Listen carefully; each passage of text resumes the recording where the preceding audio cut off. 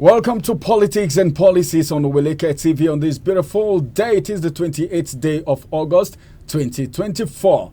As a matter of fact, Nigeria has the largest population of the young people in the world, according to some school of thought. Yet, the demographic dividend has hardly translated into electoral representation for the youth. Successive governments since the beginning of the Fourth Republic in 1999 have continued to detach the youth from the political space, claiming that they are politically immature. Immaturity for the youth. The power elite has continued to engage the youth to cause trouble during and after elections, and that's mostly what the youth are being used for in this part of the world, especially Nigeria and in Africa, but then it's more in Nigeria. I am in Nigeria and I know about this. However, the youth have become sensitive to the mandate as change agents, as demonstrated in recent times. Back here in Nigeria, you've heard of a lot of protests coming up in Nigeria because of one or two inconsistencies in governance. Youths can participate in politics at the minimum age of 18 years in Nigeria, and research has shown that the emergence of new media has also increased the participation of youths in Nigerian politics. This is because the new media is a verifiable platform of political socialization that attracts the young citizen to the process of politics. Today, we want to talk about youth involvement in governance. Have they ever been given the chance to do so? Or it is time for them to take it by force, just like some persons will say, the violent take it by force. So today, we are going to be looking at the state of the nation, looking at the APC administration, not just the APC administration, but all administrations in Nigeria since 1999. And of course, joining me on the conversation today is the convener of the Renew Hope Mandate Guard. He is also a pioneering member of APC Youth Wing, and of course he's one of the contestants in the APC National Youth Leadership election that took place. And of course he is right here with me. He is Honorable Dominic Alancha. It's good to have you on the program today, Honorable. Thank you for having me. When I saw you, I always have this notion that people in government, there's a way they look. And the way you're shining, it's not different, I'm not in government. I'm not in government, even though I'm a member of Federal Governing Council, which was just inaugurated. But I'm a farmer. You're a farmer. That tells you why I and you're also a politician. Yeah, I'm a farmer and a politician. How did you feel, contesting for the national youth leadership and you didn't get it? How did you feel? Well, when I contested for the national youth leader, it was, I think, in 2018. 2018, during our national convention, that was when I contested. It's not a recent one. I'm no longer within the age bracket of youth, so we have to hand over the baton to them. But I was a pioneer member of the APC Youth Wing. We sat down to draft the concept, notes, the framework and all of that. And today we have a youth wing that is, operational. And I think in few days from now, they are going to have a national youth summit, that talks about, mentoring them, or mainstreaming young people into leadership positions. So how effective? The youth wing is doing very, very well, in terms of, mentoring and mainstreaming, young people into political leadership and party administration. But there is this school of thought that the youths don't really have place in governance because some persons feel you need to be at a particular age or maybe in a particular class before you can be a leader in Nigeria. Are you of the same school of thought? No, power is not given. Power is taken. And I think, like you rightly said, during your opening presentation, that, because, the youth have become a change agent and the social media, have enhanced, the youth participation in governance, in politics and all of that. So a lot of young people are coming into the mainstream politics, to participate. Okay. And you see, they cannot, the space is always there. Back then, young people felt that there is no need to go into politics and all of that. But if you look at that demography in terms of voting population, we decide who becomes, whatever, position they are, whether the governor, whether the president, House of Reps, I mean, the youth decide that? The youth decide that because that demography Are you sure? I'm not. The voting population of young people in this country, age 50 and below. I'm not even talking about 35 below to 18. I'm talking of young people. Okay, it's beyond that demography is. I think the recent the last the INEC. You understand? Okay, the INEC. INEC the has registration. The registration.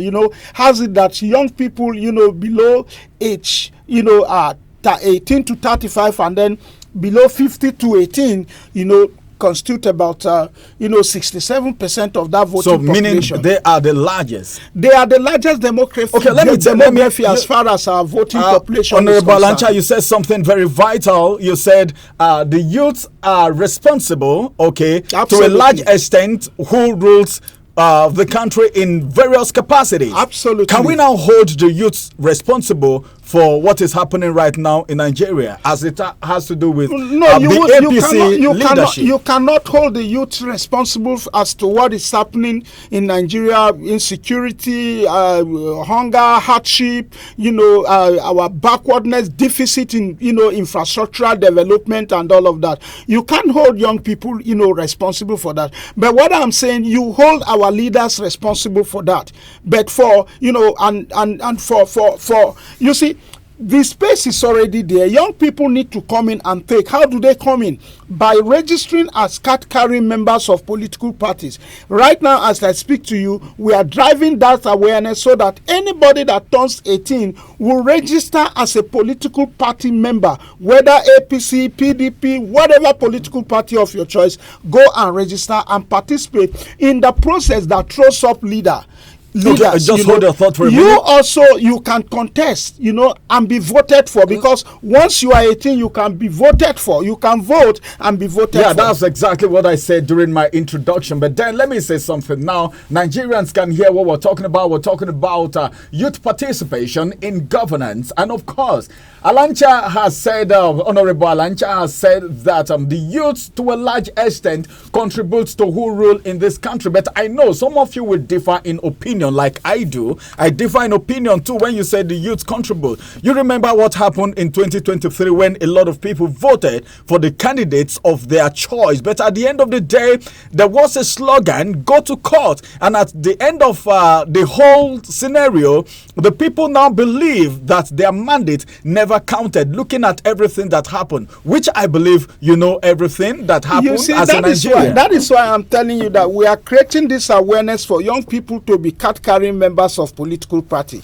You cannot, sit on Facebook in the comfort of your parlor and be people voted. People voted. Look, let me tell you, I'm a young person. I have a constituency that I deliver to the APC. I mobilize, I campaign, I conscientize our people on who to vote for. You see, when you just oppose the total vote with what Asiwaju scored, you would think that he didn't win that election. No, he won that election because if you put together the vote of Obi, the vote of Kwankwaso, the vote of Atiku, you will have over 18, about within the range of 14 million votes, while against 8 million votes. You understand what I'm saying? So you don't look at it from that prism. You don't look at it from that perspective.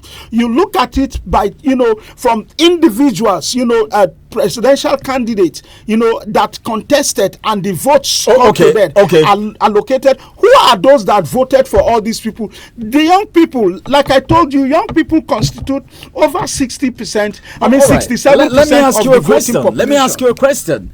How satisfied are you? The election has come and gone. Yes. A lot of people are dissatisfied. It's everywhere. Some persons said they will never vote again. But that's not what we're encouraging. Like he has said, we need to vote. We need to be card-carrying members of parties. But then some persons said the cards don't really count anymore because you need to believe.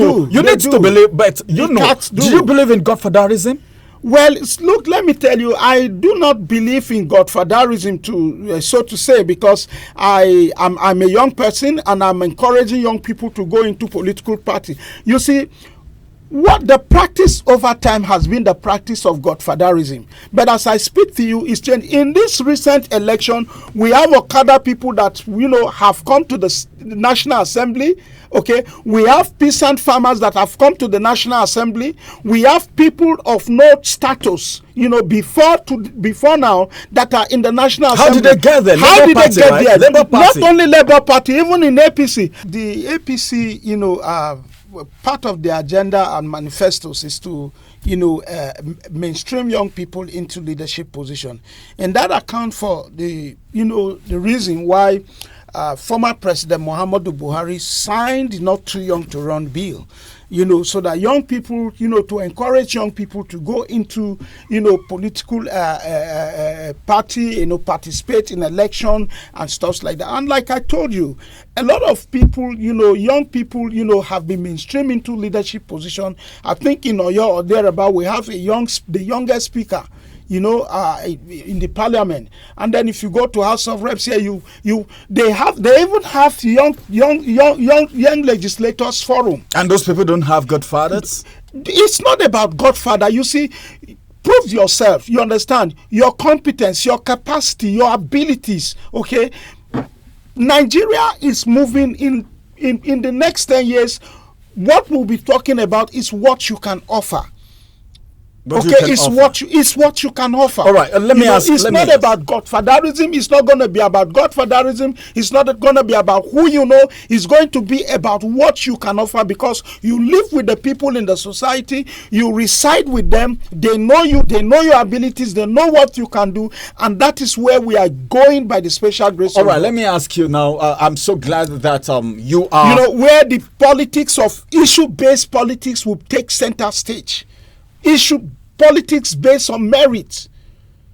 Politics. Can we ever have that in this country? We are getting there. We are getting there. I like your aspiration. Yes. I like your aspiration. Let me ask you this question now. He is talking to us. He's an honorable Alancha Dominic, and of course, he's of the APC. And I don't know, but then I want to ask you.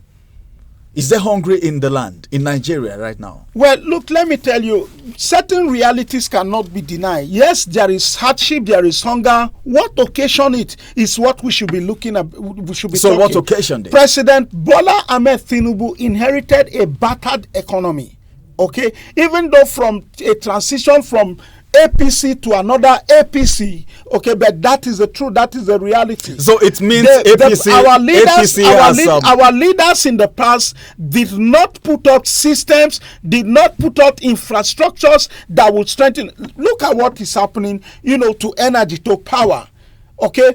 People being moved to ban A, certain person being moved ban B, ban C, and all of that. Yet the power is not there. So who is responsible? What is happening to that?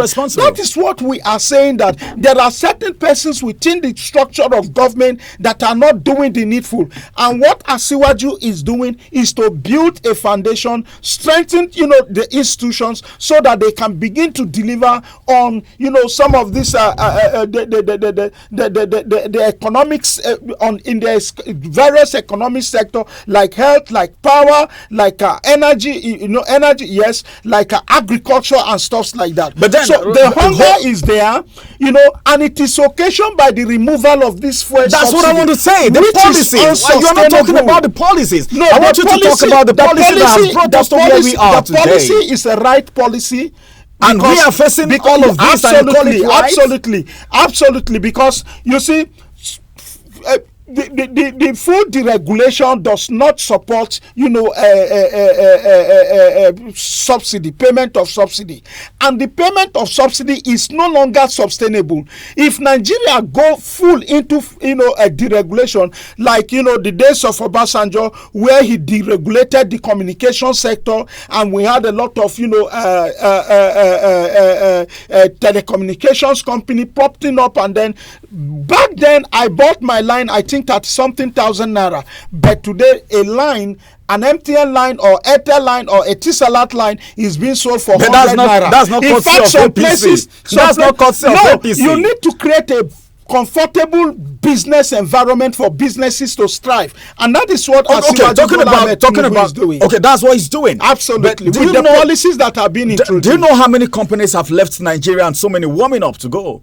Well, if you want to talk about favorable environment for businesses to thrive, a lot have gone and so many are still going. Is that a favorable environment? Is this how we are going to revamp the economy? I'm not aware of companies that are leaving Nigeria, but I'm aware that Nigeria, in terms of the ease of doing business, Nigeria is one of the top, 1 to 10. With 1 to 10, you count Nigeria among those, first 10.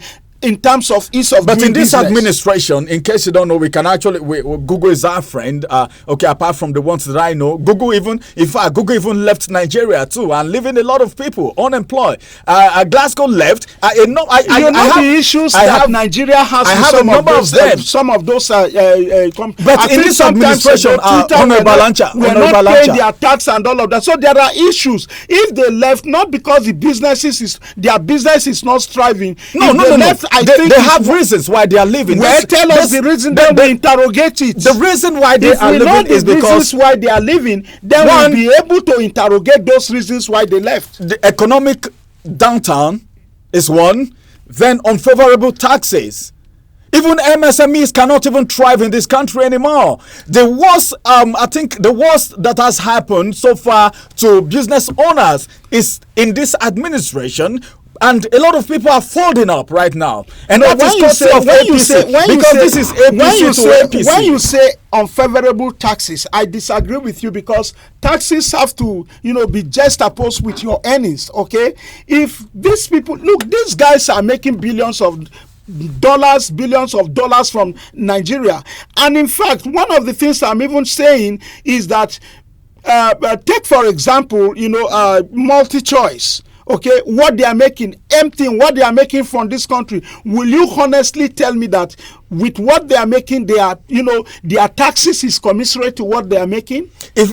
Can I tell you something? The and people some of these foreign companies, for me, I encourage, when there is a vacuum, I'm telling you, in the next 10 years, you see indigenous company rising. But because I'm one of those advocates of local content. Local content? Absolutely. But, you remember what's happening to Dangote Refinery if you want to talk about local content. You don't want us to digress. The issue with Dangote, I don't want us to digress. No, I'm interested in even Dangote refineries, because, you see, we had hopes that with the coming of Dangote Refinery, availability of PMS will crash the prices. And recent time, he has started, distributing diesel. The prices of diesel are crashing gradually. So, and the president have done the needful by instructing, the regulators to sell, crude oil to indigenous refineries like Dangote refineries in Naira, because the issue back then, I think it is the Has idea it been of implemented. They are going to implement it. I think first of October. That's the problem. They say first of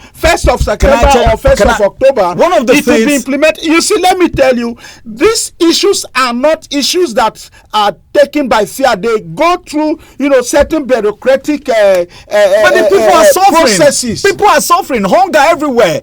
As a result of this, transporting commodities from the farm to the market, everything has to do with fuel. Look, hold on for a minute. Yes. Hold on for a minute. We heard that some mafias are behind this, and it was on the paper. It wasn't hidden. Even former President Olusegun Obasanjo had made a statement in that line too. Mafia. Even NNPCL and other persons said some persons are interested in bringing, taking the crude outside than given to Dangote because of what they benefit. What the president has come out to say, well, just a word, he spoke it out, but then a lot of times we hear so many things being said without implementation, no follow-up. That's the problem we have. Supervision is nowhere, and that's the problem we have.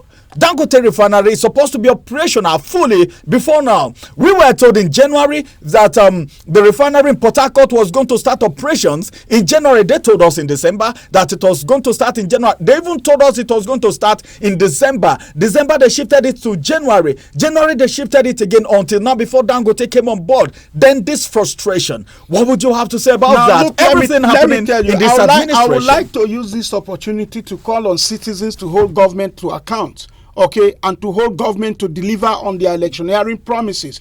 You recall during, when the fuel subsidy was removed and the president met with Labour because they were preparing or planning to go. In fact, they went on strike. Yeah. Part of the agreement is to ensure that the Dangote refinery is put to work.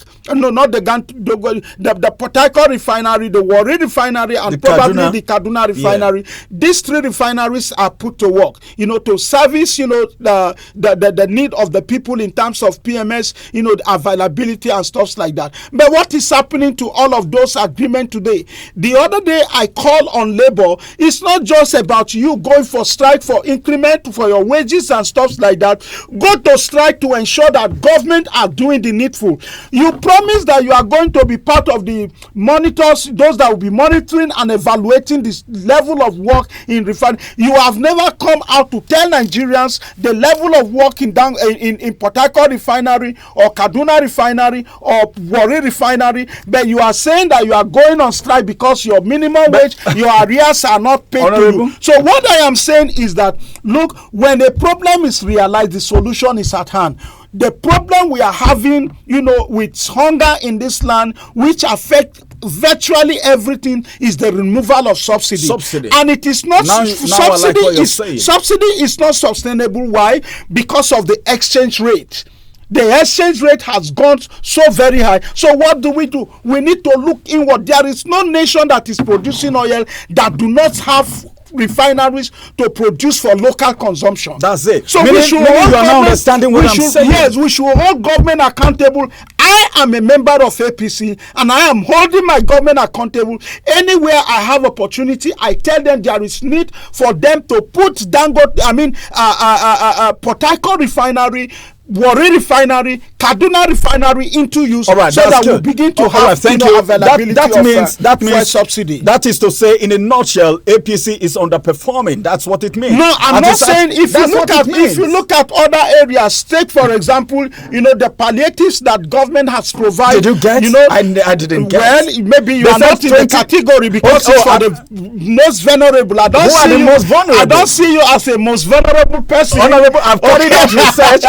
I'm not seeing you as a most vulnerable person. I've gone to the villages. The vulnerable people say they didn't get. Let me tell you. Right now, as I speak with you, there are different levels of intervention. There are levels of interventions for businesses. Okay, go to Bank of Industry, go to Smidan. You will see some of those things that they are. The other day, I think NOA, National Orientation Agency, distributed flyers, with different government interventions that for businesses and for families, that is out there. So let's go and assess it. What we need to do is to look at ways to accessing some of these interventions in order to help our businesses. We are rounding up now, but these things are beyond just sharing of flyers. Most times, you share flyers. You share flyers to create awareness. Awareness. Look, let me tell you, there are people that are out there that are not even aware that government have any intervention for their small-scale businesses. This intervention, I don't know if you've been there. You talked about Smedan, you talk about NISA. There are some things I can't say on air right now. I am a media person, I'm a journalist. There is something we do. We do a lot of investigation. So many things, so many water went under the bridge during the Nissan thing and during the Smedan thing. The money that was given out, the humanitarian, the Minister of Humanitarian, Better Edu said so many things before this happened, and so many things were cut short. What about the feeding program? So many things went under the bridge that I can't say on air right now in this APC administration. But nonetheless, I think it is so good that you also admitted that APC have a lot of gray areas that they need to work on, and that's the most important thing. That's why I said that the president inherited a very battered economy and is working assiduously. But do you know that nobody will look at the past administration? That is not an excuse, because before you come into office as a president, you should have your antecedents. I agree what with you need to do. The roadmap everything because you already know more so that he's a member of APC. Hold on, Honorable. Let me make this. He is a member of APC, yes, and he knew how APC had ruled in the past 8 years before coming and saying it is my turn. So there must be a roadmap before coming into office, not coming to make policies that will make hunger thrive in the land. Let me tell you, you see, one of the mistakes people do is that they didn't take their time to go through the, renewed hope manifestos agenda. What you are seeing today as part of those things that the president has promised.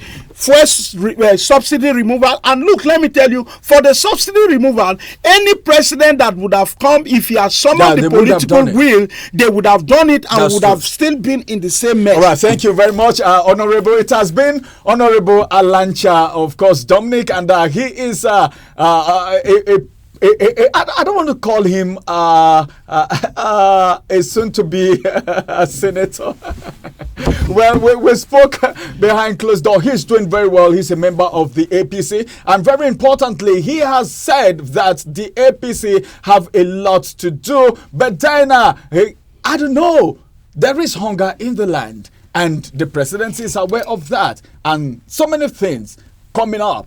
The governors, everybody, the technocrats, everybody in this administration needs to rise to the occasion, sit up and make sure this economy is being revamped again. Let's get out. Let's come out of what we are in right now. Thank you very much, Honorable Alancha, for coming around. We hope to have you some other time again. Thank you very much. And this is the size of politics and policy for today. We will come on your way again. Just stay on the channel for more details. My name is Ramsey Enoch. Bye-bye for now.